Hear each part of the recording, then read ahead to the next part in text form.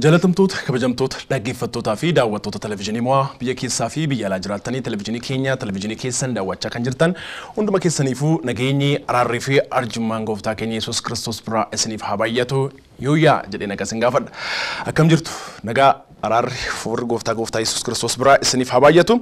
Egaa kuma kanaan dura laalaa turre barumsa keenya kutaa tokkoffaa keessatti waa'ee sodoomummaa waaqayyo maal jedha sagaleen waaqayyo maal jedha qabxii jedhu waliin ilaalaa turre guyyaa har'aa immoo kutaa lammaffaa qabannee dhiyaannee jirra. Hojjettoota televezyiinii mo'aa keenya hundumaa wajjin warra kaameraa warra sagalee edit godhan akkasumas immoo qindeessitoota wajjin ta'uudhaan sagantaa keenya kutaa lammaffaa qabannee isiniif dhiyaannee jirra. Kutaa lammaffaa kana irratti immoo osoo hin darbiin kutaa tokkoffaa irratti immoo waan laalle sana gabaabumatti samaraayis gochuudhaaf kitaabni qulqulluun kakuu moofattis kakuu haaraattis immoo qulqullaa aanuun jedha adda bahaanuun jedha hamma dhumaatti an qulqulluudha waan ta'eef qulqulluu ta'aanuun jedha qulqullummaanii gooftaa Yesuus Kiristoos fakkaachuudha identity card keenya yookaan immoo waraqaa eenyummaa keenya waggoottan 400 addunyaa hoogganaa kan turte mootummaa Roomaa kan kufte humna waraanaatiin miti moraalitiin kufee biyyattiin immoo hin kufte. Kanaafuu jireenya keenyaan tajaajila keenyaan hooggansa keenyaan umrii dheerachuu yoo barbaanne qulqullaa'uu adda bahuu akka qabnu sagalee waaqayyoo sagantaa keenya darbe keessatti immoo nutti dubbatee jira jechuudha. Egaa achumaan immoo itti fufnee nuti ifa biyya lafaa akka taane xuraa'ummaa kanatti ibsu akka qabnu sagalee waaqayyoo keessaa bakka adda addaa kaasnee ilaallee jirra.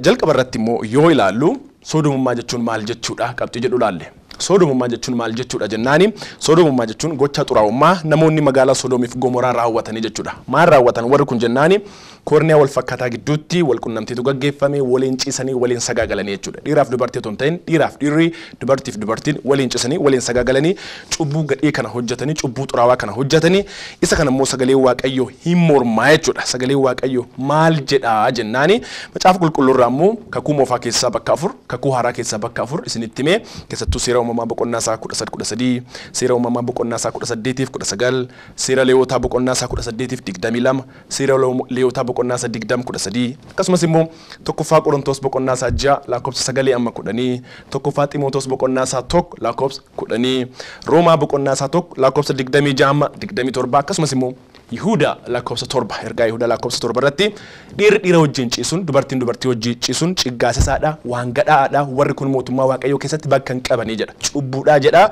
sagalee waaqayyoo kakuu moofaattis kakuu haaraattis kanuma dubbataa jechuudha. Egaa kan biraa immoo namoota kanaaf immoo waaqayyoo karaa qopheesseera karaa gooftaa Yesuus Kiristoositiin fayyinni jira. Namoonni waan kana keessa turan yeroo Phaawulos ture sanayyuu karaa maqaa Yesuus Kiristoositiin humna maqaa Yesuusitiin humna Hafuura Qulqulluutiin cubbuu sana keessaa bahanii fayyaniiru jedha. Egaa gabaabumatti sodomummaa sagalee waaqayyoo cubbuudha jedha. Cubbuudha kan jedhu kana darbii keessatti ilaalleera.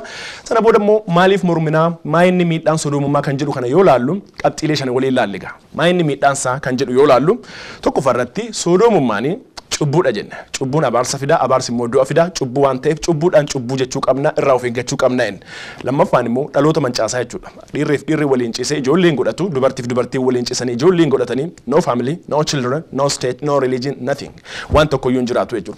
Kanaaf dhaloota mancaasaa waan ta'eef mormina sadaffarratti immoo gocha ciggaasisaa waan ta'eef waaqayyo hin jibbaa hojiin kun hojii jibbisiisaadha faallaa uumama waaqayyoo kan deemudha. Horiin iyyuu waan akkasiin godhu kan nama fakkaattii waaqayyootti uume dhiisi. Kanaaf hin mormina miidhaa qaba. Afraffarratti immoo dhukkuba adda addaatiif nama saaxilaa jenne. HIVdhaaf dhukkuba kaansarii adda addaatiif namoonni waan kana fayyadaman immoo rakkina adda addaa keessa akka jiran akkasumas dhukkuba qaama wal hormaataatiin darbu baay'eedhaaf akka saaxilaman ilaallee jira. Dhumarratti immoo aadaaf safuu keenya faallessa waan ta'eef aadaa qabna safuu qabna amantaa qabna aadaa keenya amantaa keenya safuu keenya faallessa waan ta'eef waan kana mormuu qabna no jennee dura dhaabachuu qabna jenna. Kutaa lamaffarratti immoo qabxiilee arfan waliin ilaalla guyyaadha. Qabxiin tokkoffaan yookaan immoo isa duraarratti yoo itti fufne qabxiin inni afraffaan jechuudha. Namoonni akkamitti sodomummaadhaaf saaxilamu kan jedhuga. Namoonni akkamitti sodomummaadhaaf saaxilamu kan jedhu kutaa lammaffaa kana keessatti immoo isa kanaan jalqabna. Qabxiilee adda addaa ariitiidhaan isin kaasa haala yerootiin wal qabate sirriitti immoo dhaggeeffadha irra deddeebisaa immoo dhaggeeffadha YouTube irra download godhaa dhaggeeffadha namootaaf dhaggeeffachiisaa isaan biraanis ga'a. Tokkoffaan namoonni akkamitti sodomummaadhaaf saaxilamu jennaani waaqayyo dhaga'uu diduudhaan jedha. Roomii boqonnaa isaa 1 lakkoofsa 21 amma 31tti yoo dubbistan isa kan argitu jechuudha. Gorsa didduu du'a hin didduu akkuma jedhamu namoonni gorsa waaqayyo karaa waaqayyo sagalee waaqayyo dudan xuraa'ummaa kanatti dabarfamanii kennamu jechuudha.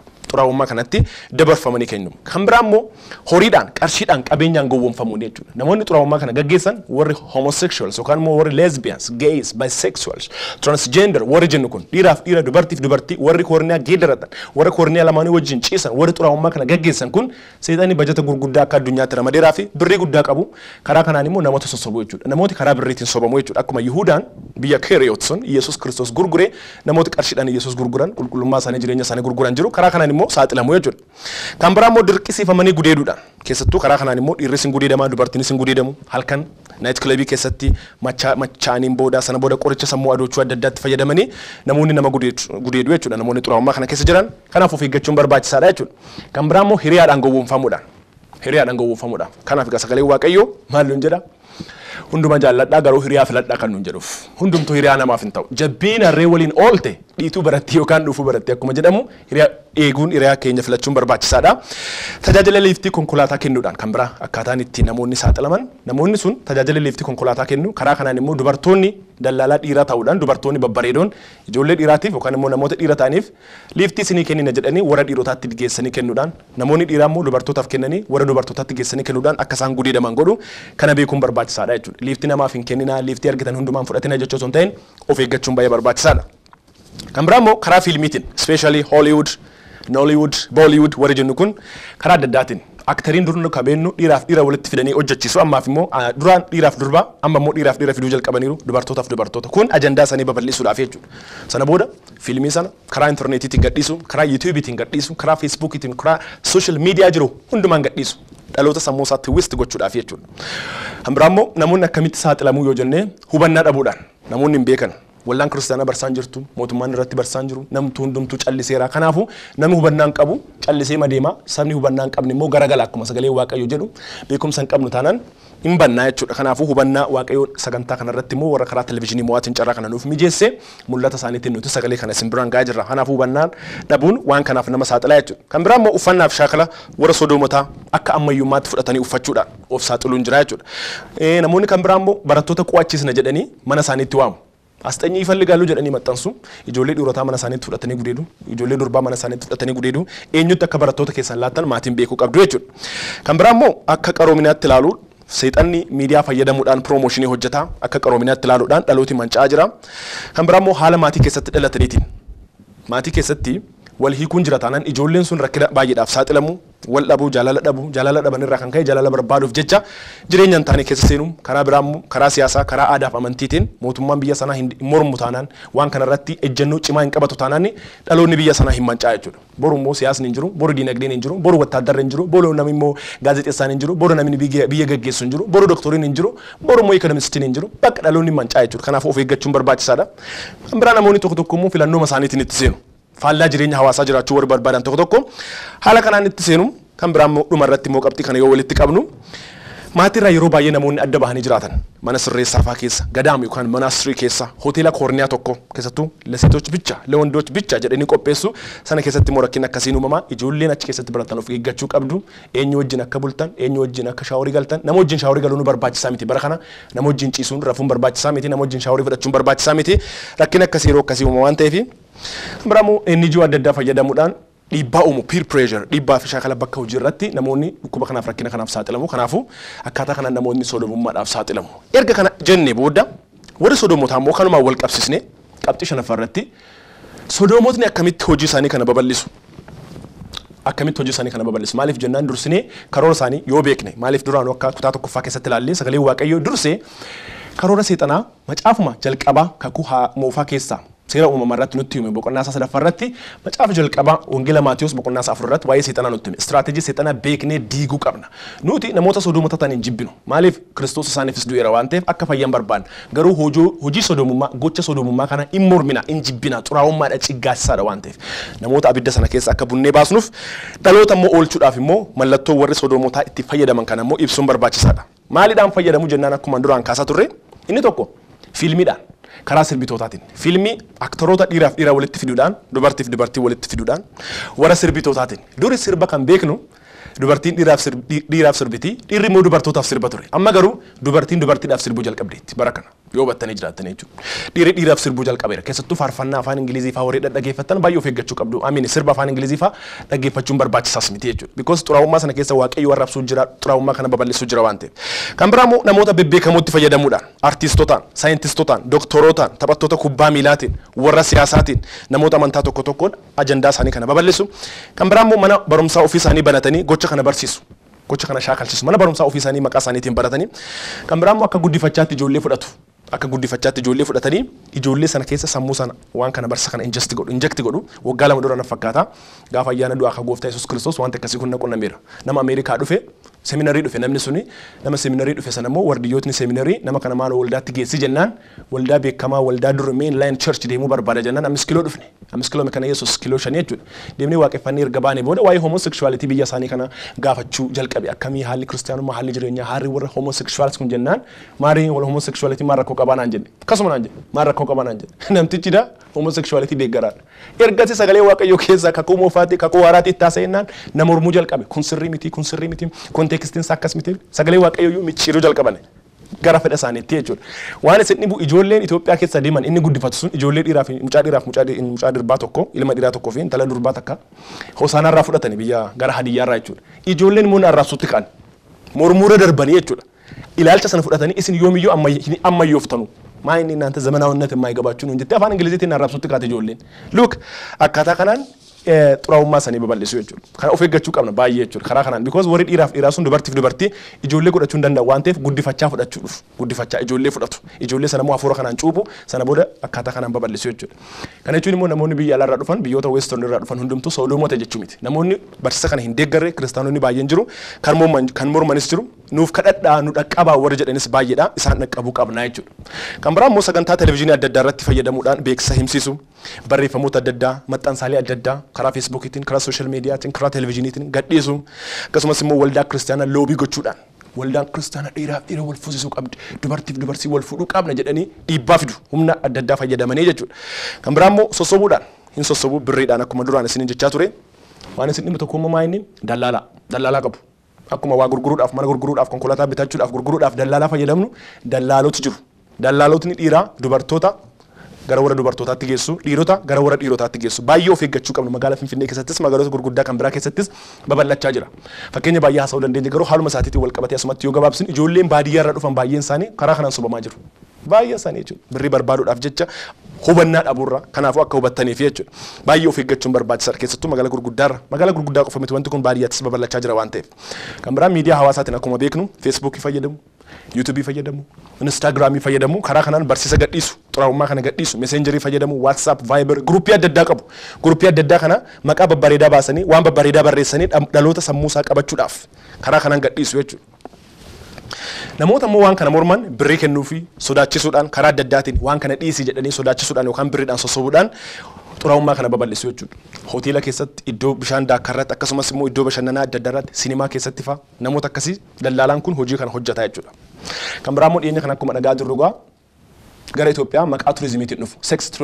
turizimiidhaan dhufu doolaara qabannee dhufna jedhu xuraa'ummaa kana babal'isuudhaaf jechuudha karaa kanaan immoo dhiirota adda addaa gudeedu humnaadhaan gudeedanii dhaloota baay'ee mancaasu jechuudha kan biraa immoo dhumarratti isa kana yoo walitti qabu akkamitti sodomummaan babal'ata kan jedhu kana yoo walitti qabu aktivistoota qabu akkuma irra aktivistoota siyaasaa qabnu aktivistootni immoo warra LGBT yookaan immoo lesbians gays bisexuals and transgender warra jennu kun aktivistoota qabu jechuudha maqaa dimokiraasiitiin maqaa mirga dhala namaatiin mirga isaaniitiif falmanii mootummaa adda addaarratti dhiibbaa fidu jechuudha warra kana immoo beekuu qabna irraa of eeggachuudhaaf egaa sana booda qabxiilee lama duwwaatti naaf amma xumuruudhaaf mallattoo sodomootni ittiin beekaman keessaa muraasa laallaga amma akkamitti warra sodomotaa kana beekuu dandeenya maaliif jennaan irraa of eeggachuudhaaf tokkoffaan jechuudha irraa of eeggachuudhaaf osoo hin beekin namooti baay'een ammayyummaatti fakkaatee uffata isaanii istaayilii isaanii fayyadamanii xuraa'ummaa sanaaf dabarsanii of kennu waan ta'eef mallattoo isaanii kana dhalootatti immoo baay'ee barbaachisaaf murteessaadha akka irraa of eeggannuuf jechuudha egaa inni tokko maalidha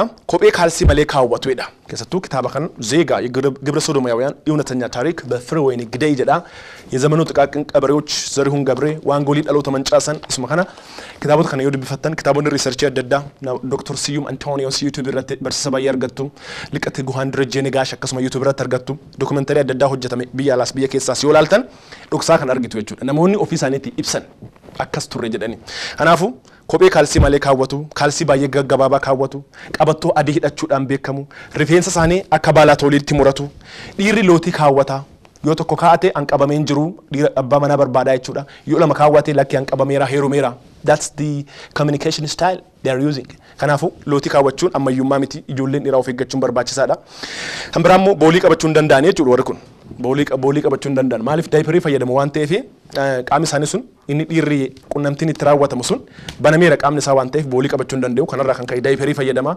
Daayipariin sun immoo xuuxee ergasii foolii gadhiisa. Namuma Ameerikaa jiraate PhD isaa Ameerikaa hojjetetu warra kan wajjin taa'ee ergasii bara eenyummaa isaanii jedhee dandeessee biraan teessoo jedhe walgahii yoo ta'an. Maaliif daayipariin sun foolii xuuxee erga gadhiisu fooliin sun isaan bira akka nuti dandeenyeen teeni nu godhaanuun jedhe namni sun. Kan biraa immoo kosmootiksii fi uffata koorniyaa faallaa fayyadamu jedhe. Dhiironni kan warra dubartootaa fayyadamu, dubartoonni immoo kan warra dhiiraa fayyadamu jedhe.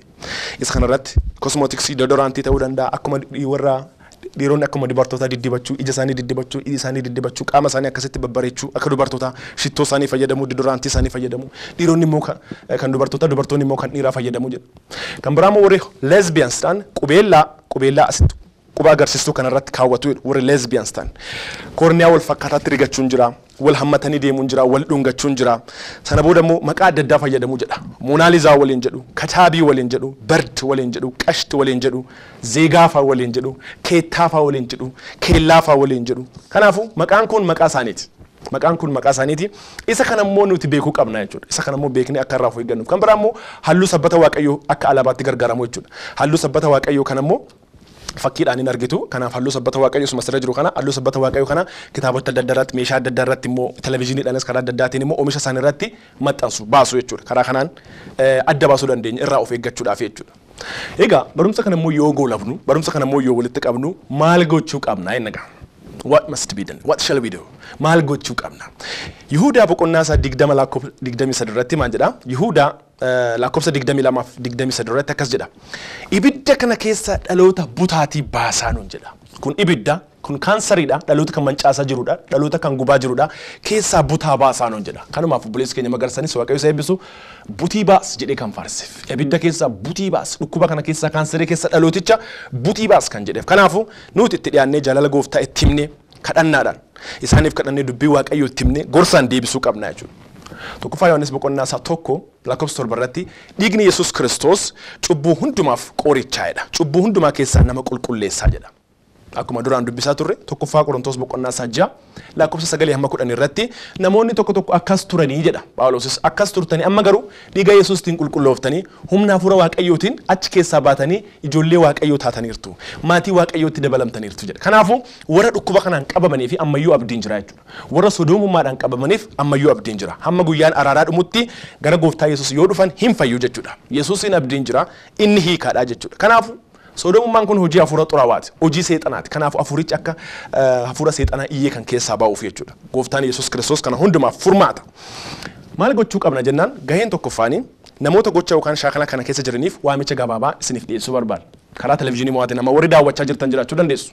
Nuti isiniin jibbinu sagalee Waaqayyoo isin jaalladhaa jedha Waaqayyo. Sagalee Waaqayyoo keessatti ibsamee jira. Waaqayyo nama hundumaa jaallata, cubbamaa jaallata, cubbuu garuu hin jibba. Kanaafuu ergaa kana yoo isiniif dabarsinu nuti bifa firdiitiin miti, bifa jaalalaatiin malee. Isinitti faraduudhaaf murtee kennuudhaaf miti. Kan faradamu Waaqayyoodha. Kanaafuu nuti immoo jaalala Kiristoos kana isinitti himnaa jechuudha.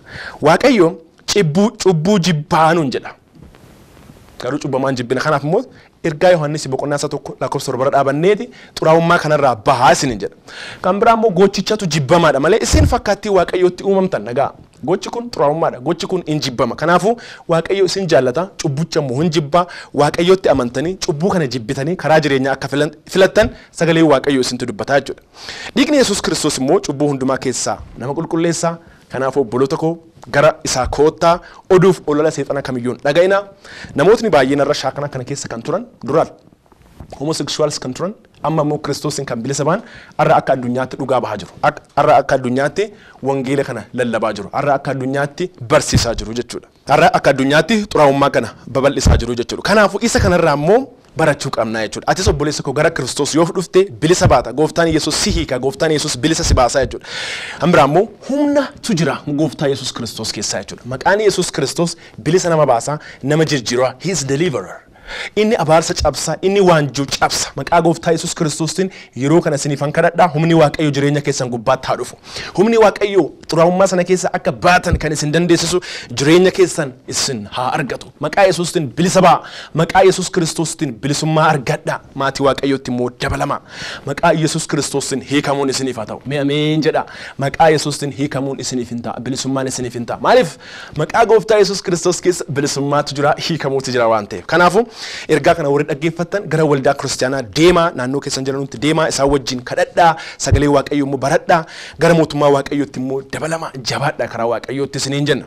Itti dabalammoo lammaffaarratti gahee dhuunfaa namoonni tokko tokko daawwachaa jirtan abbootiin, haadhotiin, obboleessi, obboleettiin hunduma keessaniif immoo ergaa gabaabaa qaba. Isiniin immoo waan jechuu barbaadu keessattuu dargaggoonni xiqqaaf guddaan qeerroof qarreen hundumtuu na dhagaa saatii malee yeroo malee bakka hin taanetti argamuu dhiisa. Saatii malee yeroo malee bakka hin taanetti argamuu barbaachisu jechuudha. Soogiddi bishaan waraabuu deemuu hin qabdu. Achumatti bulbulamtee dabartee waan ta'eef. Kanaaf egaa saatii malee deemtanii, karaa malee deemtanii, hamaa nama gootu jedhee waraabessi fardaanii akkuma jedhamsan, atis obboleessa obboleetti saatii malee deemtee yoo gudii deemte, yoo rakkina tokko keessa buute hamaa hin godhii warra san. Saatii dukkanaa keessatti saatiin taanetti deemuun hin barbaachisu, of eeggachuun barbaachisaadha. Nama hin beekne waliin sirriira ciisuun hin barbaachisu. Kaampaasii keessa warra jirtan, yuunivarsiitii keessa jirtan, magaalota adda addaa keessa warra jirtan waliin hin ciisinaa. Shaaworii waliin fudhachuurraa of eeggadhaa. Nama hin beekne wajjin because karaa kanaan xuraa'ummaa isaanii babal'isu waan ta'eef uffata mallattoo warra sodoomotaa kana dura ibsine sana hin fayyadaminaa. Maaliif ammayyummaa miti wanti kun? Ammayyummaa miti sagalee Waaqayyoo isinitti meera. Gorsa diddu du'aan diddu akkuma jedhame yoo gorsa didde duudi isin nafu. Kanaafuu mallattoo warra sana hin fayyadaminaa.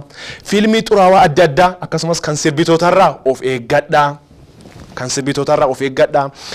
Akkasumas fiilmii adda addaarraa of eeggadhaa, sirbarraa of eeggadhaa. Miidiyaa hawaasaa irratti nama hiriyaa tolfattan beekaa. Peejii xuraawaa laayikiin godhinaa. Namoota xuraawummaa maxxansan unfriend godhaa, block godhaa.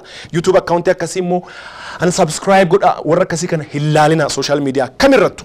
Messenger ta'e, Instagram ta'e kallattii kamirrattu waan akkasii. Because wanti tokko gara keessan seenee jennaan baasuun rakkisaadha waan ta'eef of eeggadhaa jalqaba. Protect godhaa ofii keessanii.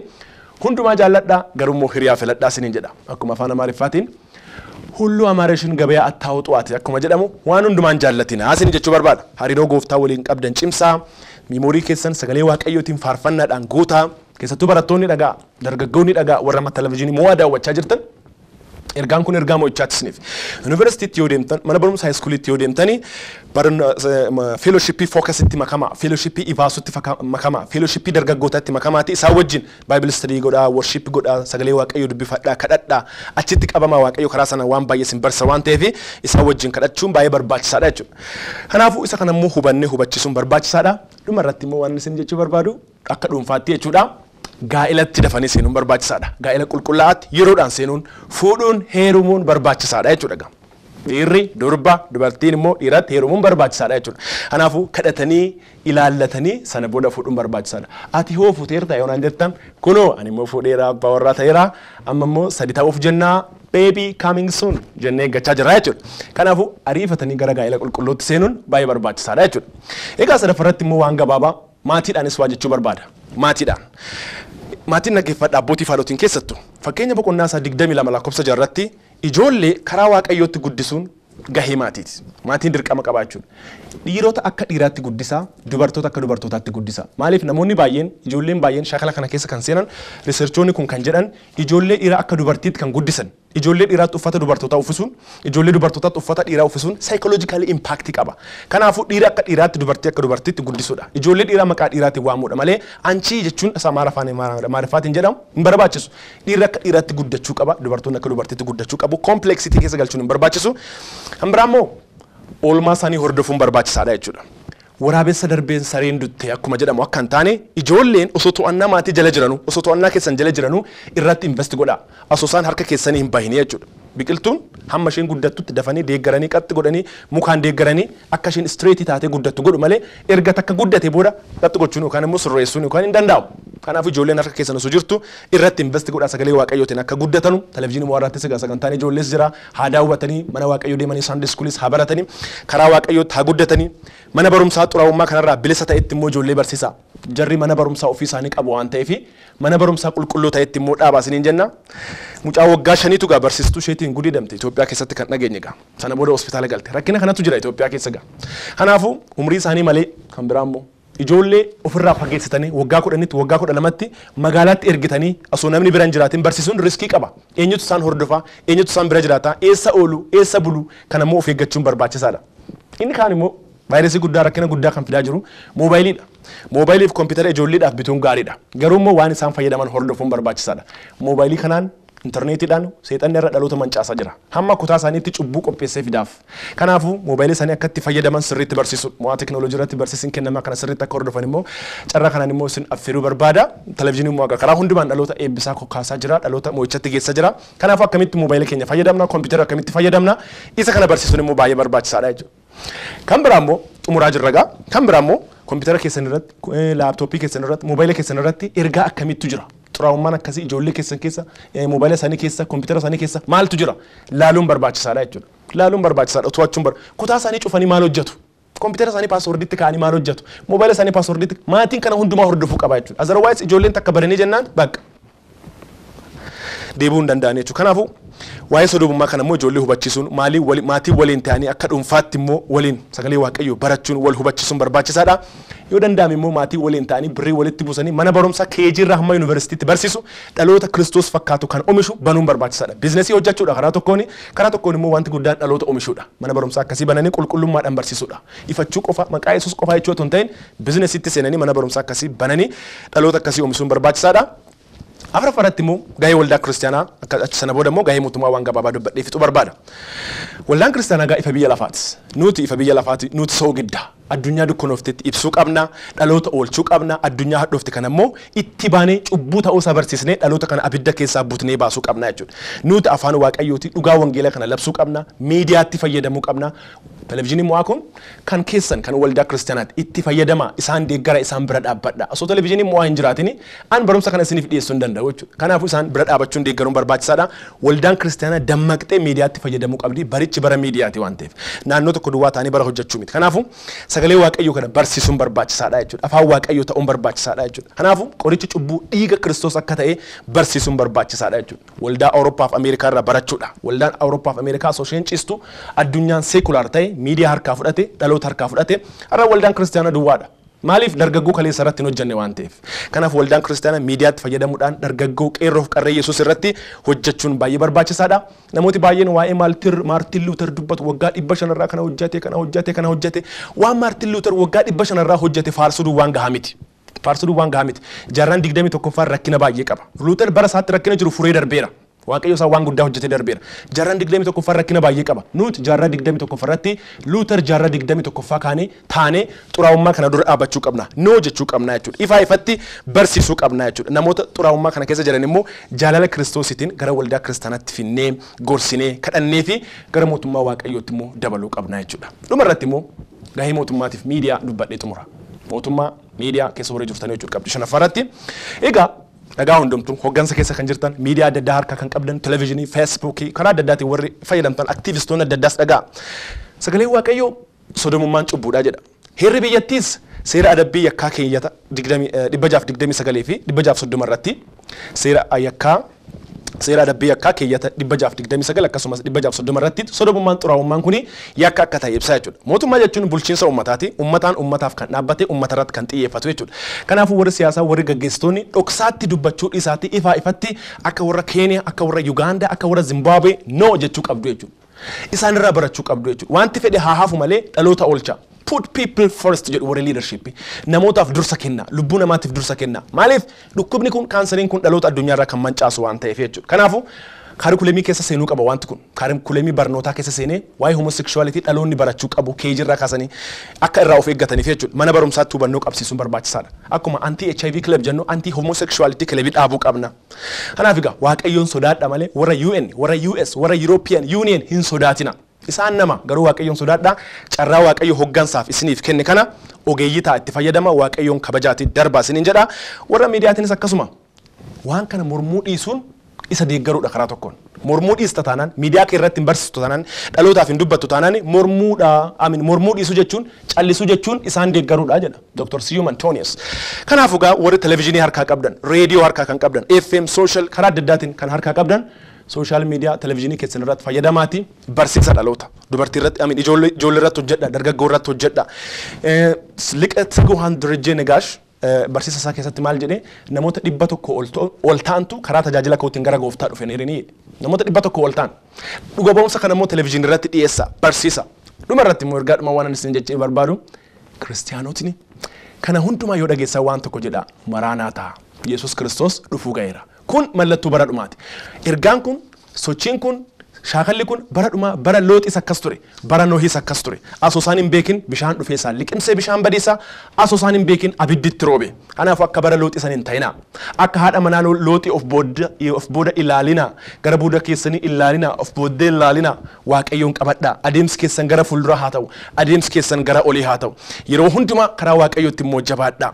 Waaqayyoommoo bara keessan jireenya keessan haa eebbisu kadhannaatti jabaadhaa waan kana dargaggoota barsiisa wal barsiisuun wal jajjabeessuun wal kakaasuun baay'ee barbaachisaadha. Adeemsi keessan hamma dhumaatti gooftaa wajjin haa ta'u. Televezyiinii mo'aa ragaa baay'ee sin jaalanna hunda keessanuu hojjettoota televezyiinii mo'aa wajjin ta'uudhaan ergaa kana isiniif dhiyeessine isin immoo ergaa kana namoota kan biraas qaqqabsiisa. Televezyiinii keessan kana deeggaraa bira dhaabbadhaa humna keessaniin qabeenya keessaniin akka dhuunfaatti akka dhaabbataatti akka waldaatti televezyiinii keessan kana itti fayyadamaa waliin jiraannaa waliif jiraannaa wangeelaaf jiraannaa jaalalaaf kabajaan nagaatti fayyaa ta'aa oraa bulaa.